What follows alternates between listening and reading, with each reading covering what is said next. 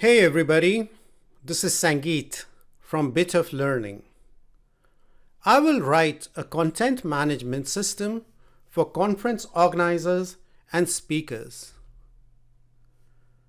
This will be an end-to-end system that I'll be writing from the ground up using a plethora of tools. I'll have React at the front end, which will talk to a .NET Core web API. That'll be behind Firebase authentication. This content management system will be used by conference organizers and speakers.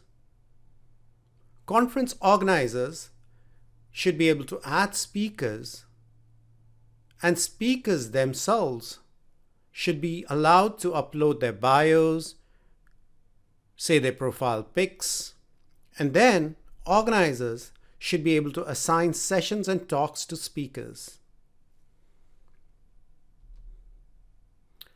This will be a multi-lesson application that we'll build step by step, and each lesson will be a YouTube video. I'll be checking in the code to GitHub, and there'll be a separate branch for each lesson. The fundamentals of what you learn here will allow you to write a variety of other applications that involve some sort of user interaction and where information must be persisted to a backend storage. And let's be honest, applications of this type probably cover 95% of the applications that are written. So you're in good company.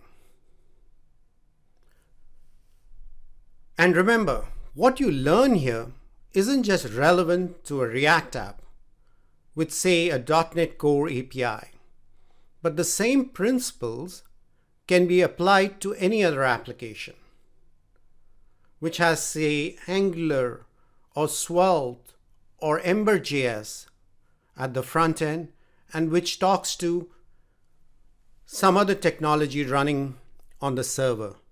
It could be a Delphi API. It could be a Java API. I'm hoping to use the 15 plus years of experience that I have developing similar production level applications. So what will the system architecture look like? Well, as you can see at the front end, we are going to have React, of course, and I will use VS Code. That really is the editor of choice nowadays when you're writing front-end applications. And to be honest with you, it really is a pleasure to work with. And then at the back end, as you can see, I'm going to use the latest and greatest, at least at the time of this recording, which is November of 2021. So I'll be using version 6 of .NET Core. And I'll use Visual Studio 2022 for that.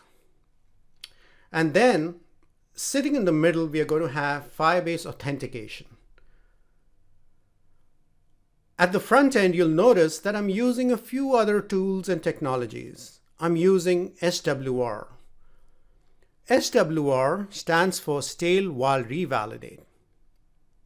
And what this really does for us is that it abstracts out the complexities involved in fetching data from a remote API. So it has things like automatic retries. So say we make a call and our call fails. Maybe we have just lost internet connectivity. So you can program it such that it retries that call again. So it gives a more seamless experience to the users. Another thing that SWR does out of the box is it allows you to cache your calls. I'll talk about this a bit more when I start writing the application and you'll see yourself. But if you want to read up about it, then just Google on SWR and type in next to it. This is written by the same folks that have written Next.js. Then I'll also be using Formic. This again abstracts out some of the complexities in writing forms, and it's a very fun library to work with. And of course, all this I'm going to use, or to be more precise, write using TypeScript. So we are going to start in the very first chapter with Firebase authentication. So what we'll do is we'll write Firebase authentication for the server-side app first. And then we'll proceed to the client-side app, which is the React app, and we'll then write Firebase authentication for the React app.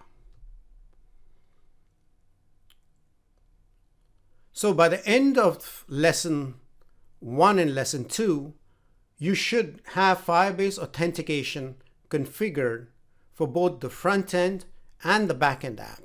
So right out of the gate, so to speak, you'll be conversant with how to use Firebase authentication in the first 2 lessons itself.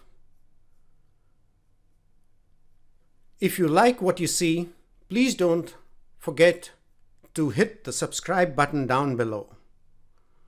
And I will be coming out with the first lesson very shortly. Thanks for listening.